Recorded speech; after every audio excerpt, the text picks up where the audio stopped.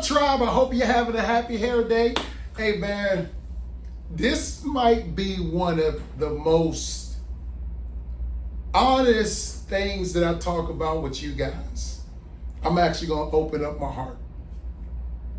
I didn't always want to be a barber. My first dream was to be in the NBA. When I first started playing ball from 5 years old to about, I'll say 13 years old, I was normally the best player in the team. So you couldn't tell me that I wasn't going to the NBA. You couldn't tell me. My father played ball. He could have been the first black to go to North Carolina State University, but he didn't go because his parents was afraid that he was going to go there and fight white people and possibly get killed. So instead, he enrolled in the Army. But he was dope in the Army. He went over there in Germany, was winning championships, and then he was going to have a trial with the Detroit Pistons. Detroit Pistons came to check out my pops. But he tore his ACL at that game. And back then, when you tore your ACL, that was a ending injury for your basketball career. Matter of fact, Kyrie Irving just got hurt. He tore his. So Pops, he started working on transmission, then he moved to Maryland. He met my mother, and I'm here. So like I said, I was pretty good growing up, and I thought I was gonna be a ball player. But this is something that happened, man, and it still hurts me to this day. I was a high school bench rider. Yep. I'm letting it out. I'm letting it free. I was a bench rider in high school. I was the dude that was not getting in the game. I'll get in there the last 2 minutes of the game. Coach Dixon, go in. I'm like, you want me to go in the last 2 minutes? Shoot, we win about 50. What am I going to do? Here's something that happened to me. Oh, man, this hurts to talk about it. I remember my senior year, we were playing this school, High Point High School. And y'all know, like when you in basketball, you warm up before the games. So I'm out there, like, as a bench rider, the warm-ups is your game. Like, I'm in warm-up, doing all this stuff, because I knew I wasn't getting a game. I'm shooting, making shots. I want the girls to be, look at him, he can play. But I was like, I know I ain't getting in the game. So I'm in the warm-up, and then after the warm-ups, you go back in the locker room, and y'all talk about the game plan.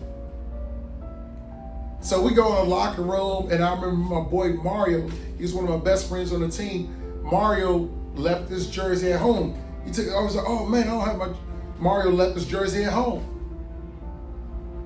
Yeah, he was a starter. So I remember the coach looked around the locker room. And I'm sitting up there, I said, I know he's not about to ask. I know he's not.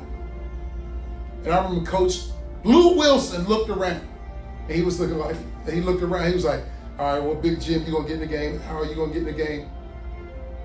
Dixon, come here. We need your jersey. But the worst part about this, y'all, is motherfucker tried to give me a pep talk. Hey, Dixon, hey. We need you to do something for your team. Your team player, hey, you ain't gonna get in the goddamn game. But you can actually affect the game positively. I need your jersey, and I need you to give it to Mario.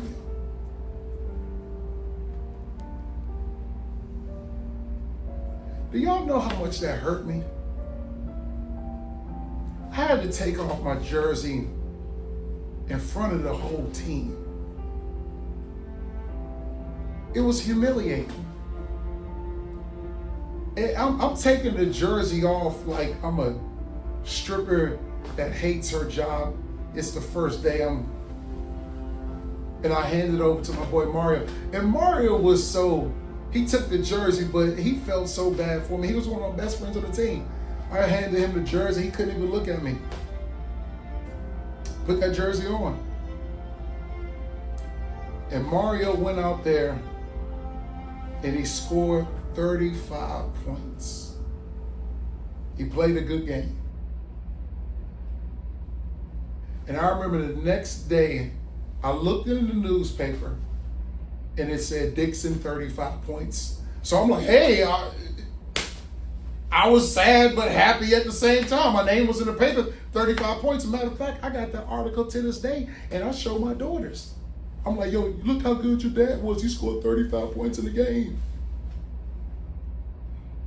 So at that point, I was like, and I was the barber on the team. I was cutting everybody's hair. I was making everybody else look good so they can go play in the damn game, but I wasn't getting in.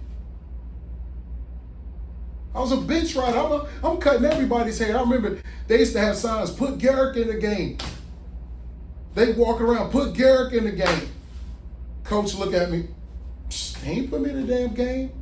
And that's when I was like, you know what, man, my NBA dreams are not going to happen, so I'm going to just stick with this barbering thing. And you know what? Not going to the NBA is the best thing that ever happened to me. Because I really stuck with barbering and took it serious. Ever since I've been doing it since 12 years old, I felt like I've never had a job. I just get to converse with my friends. So it's my passion, it's the thing that I love. And what I do now with that passion, for the people that don't know me and can't touch me or see me, that's why I created my hair grooming products, Dixon 1737, because it's my way of, you can't be in my barber chair, but I can still show you the same love.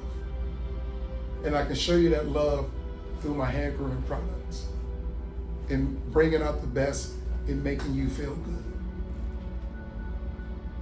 So you might not physically touch me, but every time you put my product on your hair, every time you touch that bottle, you're touching a version of me. Pause.